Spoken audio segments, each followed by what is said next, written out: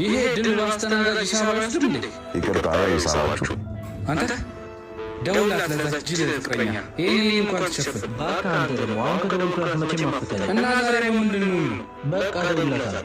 ወይዝ ሄሎ ወይ እንዴት ነሽ? አለ ጠፋብኝ እኮ። እስኪ ዝም ብለሽ አንድ ሜሴጅ ላኪልኝ። መቼ? አሁን አስገቢኝ። ቆይ እሺ ትንሽ ጠብቀኝ። ሄሎ ወንድሜ። ወይ የሆነች ነው? የትምህርት ቤት ክፍያውን 2000 ብር አስገቢ ተብያለሁ። በቃ እስቲ ላለቀ ልንገረውና ከሰጠኝ እልክልሻለሁ። ቶሎ በልሽ። እሺ ምን አባቴ ነው ማለት ነው? ትምህርት ቤት ክፍያ ተብላ ትንሽ ብር ፈልጌ ነበር። ካለፈው ደሞዝ አልሰጥም እንዴ? ድጋሚ ሆነ ወይስ ከቀጣይ ደሞዝ ለሚቆረጥ ትፈልጋለህ? ይሁን ከእህት አይበልጥ። ምን አገባኝ?